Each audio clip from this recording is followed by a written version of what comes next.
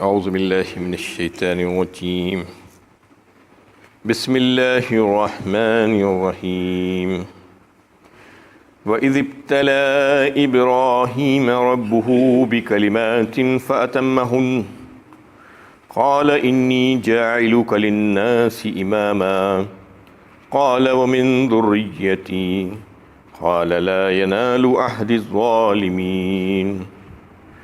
اور یاد کرو جب ابراہیم کو اس کے رب نے چند باتوں میں آزمایا تو اس نے ان کو پورا کر دکھایا۔ اللہ نے فرمایا میں تمہیں لوگوں کا امام بنانے والا ہوں۔ ابراہیم نے عرض کیا اور میری اولاد میں سے بھی؟ فرمایا میرا یہ عہد ان لوگوں سے متعلق نہیں ہے جو ظالم ہوں گے۔ سورہ بقرہ کی 124 نمبر کی آیت ہے۔ اس میں اللہ رب العزت نے ابراہیم علیہ السلام سے کچھ امتحانات لیے تھے، اس کا تذکرہ فرمایا جا رہا ہے۔ اس کو انہوں نے پورا کیا اور اس میں کامیابی انہیں عطا کی گئی، اور پھر انعامات اور اس کا صلہ ان کو ملا۔ اس پر اظہار شفقت انہوں نے اپنی اولاد کے لیے بھی درخواست کی، کیا میری اولاد کو بھی یہ انعامات ملیں گے؟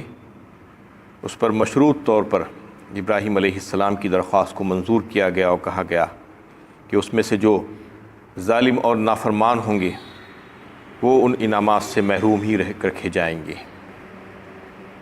اس میں جو امتحان اور آزمائش کا تذکرہ کیا جا رہا ہے کہ عام طور پر امتحان اور آزمائش تو علم اور قابلیت کو جانچنے کے لیے کی جاتی ہے، کسی کا حال چال معلوم کرنے کے لیے، کمال معلوم کرنے کے لیے، لیکن اللہ تعالیٰ تو علیم و خبیر ہیں، ان کو یہ سب چیزیں معلوم کرنے کی کیا ضرورت ہے؟ یہ کوئی نے قابلیت معلوم کرنے کے لیے امتحان نہیں لیا گیا تھا، بلکہ اپنے خلیل کی تربیت کرنا مقصود تھا اس میں، اور ان کو ان کے جو درجات تھے وہ عطا کرنا اس میں مقصود تھا۔ اس وجہ سے یہ امتحان لیے گئے تھے۔ اور امتحان لینے والا کون تھا، ممتحن کون تھا؟ اللہ تعالیٰ خود فرماتے ہیں وَإِذِ ابْتَلَىٰ إِبْرَاهِيمَ رَبُّهُ، ان کا رب ہی تھا امتحان لینے والا۔ یہاں پہ رب کا لفظ آیا ہے۔ شان ربوبیت کیا ہے؟ یہ کہ کسی چیز کو پال کر آہستہ آہستہ اس کو کمال تک پہنچا دینا۔ یہ اللہ تعالیٰ ہی تھے جو ان کو اس درجے پر پہنچا دیے۔ اور ابراہیم علیہ السلام نے ان امتحانات میں کامیابی حاصل کی جو اللہ تعالیٰ نے ان سے لیے تھے۔ ربہ بکلمات کہا، چند باتوں میں، اس کا مطلب یہ ہے کہ کچھ چیزوں میں امتحانات اللہ تعالیٰ نے ان سے لیے تھے تو اس میں انہوں نے اپنے اہل ہونا ثابت کر دیا۔ کس بات کا اہل ہونا؟ کہ بنو انسان کی امامت اور پیشوائی اور مقتدا ہونے کے لیے انہوں نے یہ ثابت کیا کہ وہ اس کے اہل ہیں۔ وَإِذِ ابْتَلَىٰ إِبْرَاهِيمَ رَبُّهُ بِكَلِمَاتٍ فَأَتَمَّهُنَّ، اور اس کو انہوں نے پورا کر دکھایا۔ آخر وہ امتحانات کیا تھے؟ رب کریم نے خلت کا تاج پہنانا چاہا ابراہیم علیہ السلام کو، تو امتحانات کا سلسلہ شروع کیا۔ ان میں سب سے پہلا امتحان یہ تھا کہ انہوں نے جس مقام پر اپنی آنکھ کھولی تھی، جہاں پر پیدا ہوئے تھے، ان کا جو وطن تھا وہ بت پرستی میں ڈوبا ہوا تھا۔ پوری کی پوری قوم، نہ صرف قوم بلکہ ان کا خود اپنا خاندان، ان کے باپ، سب بت پرستی میں لگے ہوئے تھے۔ اللہ تعالیٰ نے ان کو دین حنیف عطا فرمایا، قلب سلیم عطا فرمایا۔ اس وجہ سے وہ ان بے جان ہاتھوں سے بنی ہوئی مورتیوں کے سامنے اپنے آپ کو جھکانے سے انکار کر دیا۔ اللہ تعالیٰ نے ان کے اوپر یہ ذمہ داری ڈالی کہ دعوت و تبلیغ ان کی پوری قوم کو کی جائے، یہ ذمہ داری ان کے اوپر رکھ دی۔ تو انہوں نے اس کو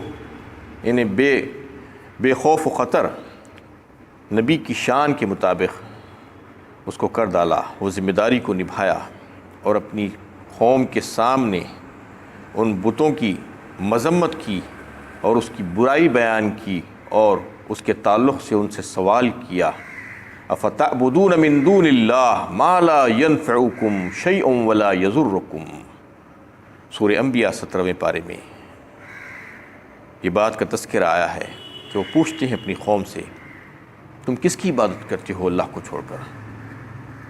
کیا وہ تمہیں نفع و نقصان پہنچا سکتے ہیں؟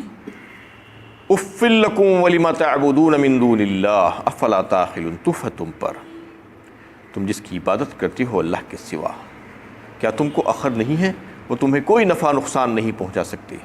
قال هل يسمعونكم اذ تدعون او ينفعونكم او يضرون، سورہ شعراء میں بات کہ وہ سنتے ہیں تم اگر انہیں پکارتے ہو یا وہ دیکھتے ہیں، کچھ بھی نہیں کر سکتے، وہ تمہیں نفع و نقصان نہیں پہنچا سکتے، پھر تم ان کی عبادت کیوں کرتے ہو؟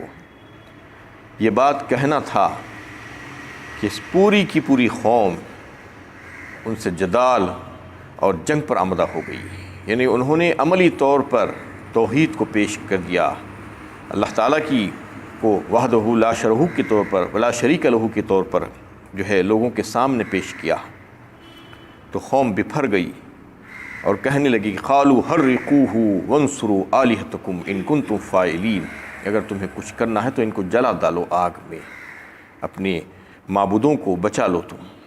اس طریقے سے جو بادشاہ تھا، وہ بادشاہ وقت نمرود، وہ اور اس کی پوری قوم ان کے خلاف جنگ پر آمدہ ہو کر یہ فیصلہ کر لیا کہ ان کو آگ میں ڈال دیا جائے گا اور زندہ جلا دیا جائے، اور الاؤ تیار ہو گیا ان کے لیے آگ کا۔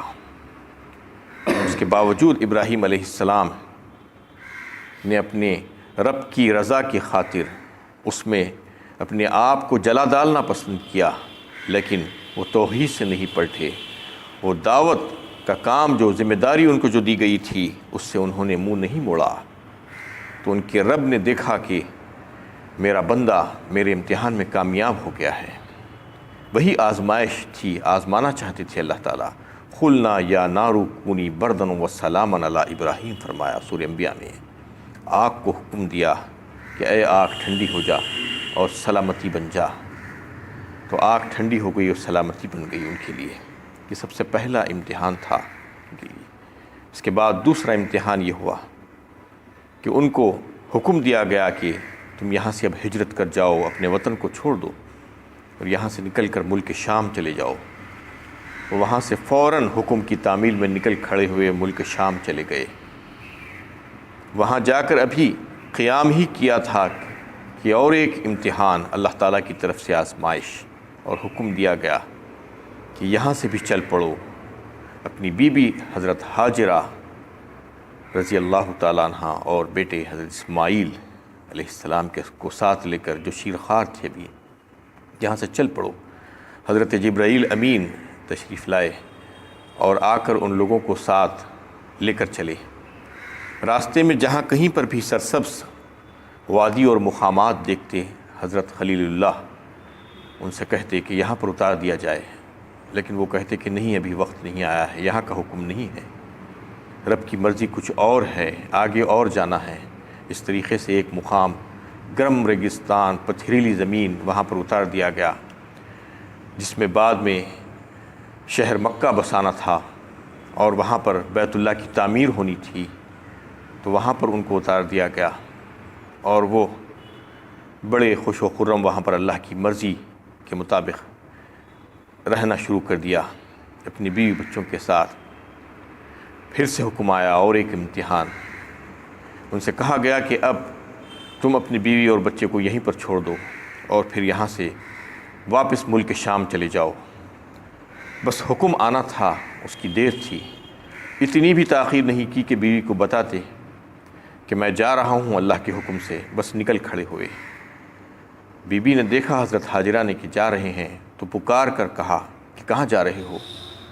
کچھ جواب نہیں دیا، تو خود پوچھا کیا اللہ کا حکم ہے؟ تو کہا کہ ہاں اللہ کا حکم ہے۔ تو اس پر بی بی نے کہا کہ اگر اللہ کا یہی حکم ہے تو چلے جائیے اطمینان کے ساتھ، اللہ تعالیٰ ہمیں ضائع نہیں کرے گا۔ اور پھر ان کو کیسے مقام پر چھوڑ دیا، ایک ایسے مقام پر جہاں پر کوئی انسان نہیں، کوئی ضروریات زندگی کا کوئی سامان نہیں ہے، پھر اللہ سے دعا کر رہے ہیں۔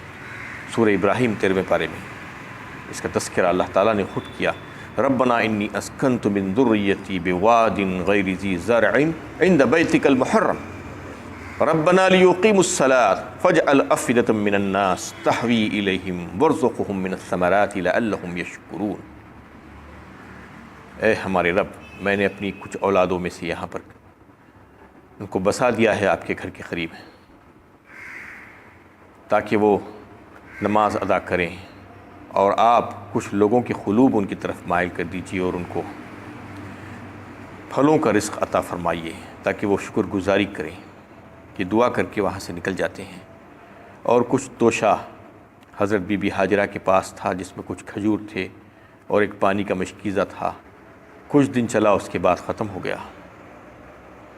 اس کے بعد پیاس کی شدت ریگستان میں کیسی ہوتی ہے، پیاس کی شدت جب پیدا ہوئی تو ادھر ادھر دوڑنا شروع کر دی، بچے کو وہیں پر کھلے میدان میں لٹا دیا، اور سامنے کوہ صفا و مروہ ہے، کبھی صفا پر چڑھ جاتی، کبھی مروہ پر چڑھ جاتی، ادھر سے ادھر دوڑتی ہوئی پھرتی کہ کہیں پر کوئی انسان نظر آ جائے، کہیں پر کوئی پانی کے آثار نظر آ جائے، لیکن مایوس ہوتی ہیں، 7 بار چکر لگاتی ہیں اور واپس آ کر پھر بچے کے پاس بیٹھ جاتی ہیں۔ اس وقت رحمت خداوندی آتی ہے، حضرت جبرائیل امین اللہ کے حکم سے نازل ہو کر پانی کا چشمہ نکال دیتے ہیں وہیں سے، جس کو آب زمزم کہا گیا ہے، زمزم کا چشمہ، یعنی ایسا چشمہ جو رک نہیں رہا تھا، رک جا کہنا پڑا اس کو، زمزم زمزم، تو وہاں پر رکا ہو، ورنہ ساری دنیا کو ڈبو دیتا اگر وہ وہاں پر نہیں رکتا تو۔ اتنا پانی تھا اس میں، اللہ کے حکم سے پانی دیا گیا۔ جب پانی آیا تو پانی کے ساتھ ہی جانور اور چرند و پرند آتے ہیں، جانور آنے شروع ہوئے، جانور جب آئے تو انسان ان کے پیچھے آنا شروع ہوئے، اس طریقے سے وہ ایک آبادی بس گئی وہاں پر۔ ان اول بیت وضع للناس للذی ببکۃ مبارک وہدی للعالمین فرمایا اللہ تعالیٰ نے سورہ آل عمران 4 پارے میں۔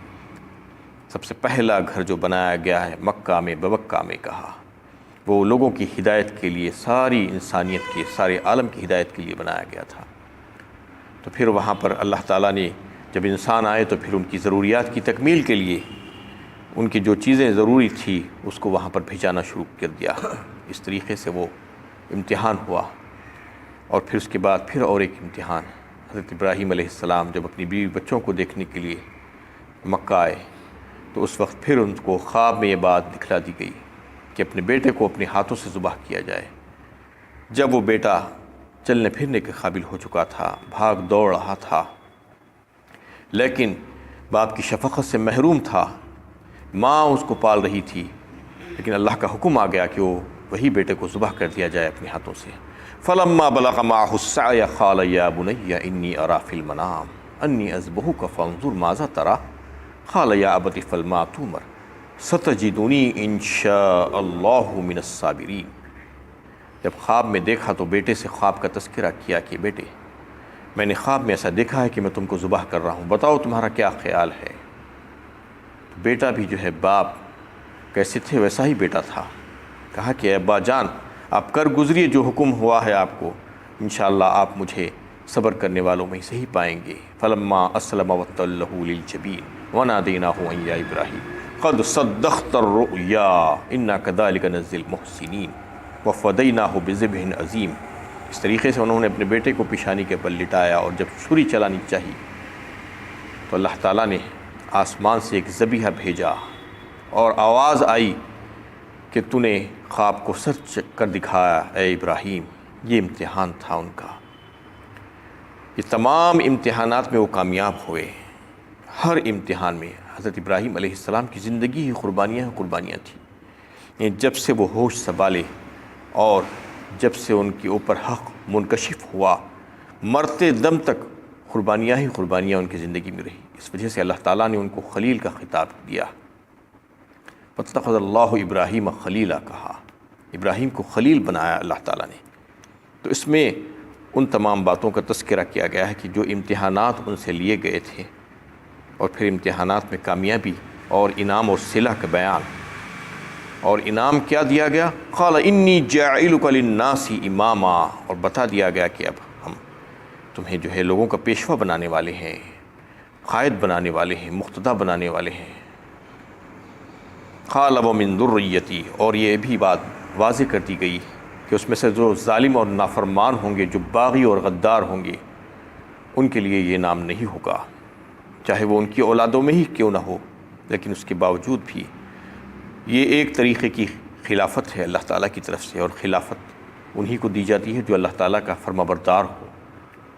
جو اللہ تعالیٰ کا نافرمان ہو اس کو اللہ کا خلیفہ نہیں بنایا جا سکتا۔ یہی حکم لوگوں کے لیے بھی ہے کہ جو اپنا پیشوا اور امام جس کو امیر مقرر کریں اس کے بارے میں یہ دیکھیں اور چھان بین کریں کہ کہیں وہ اللہ کا باغی اور نافرمان تو نہیں ہے۔ اگر باغی اور نافرمان ہے تو پھر اس کو امیر یا امام نہیں بنایا جائے گا۔ اس میں اس بات کو واضح کر دیا گیا۔ وآخر دعوانا ان الحمد للہ رب العالمین۔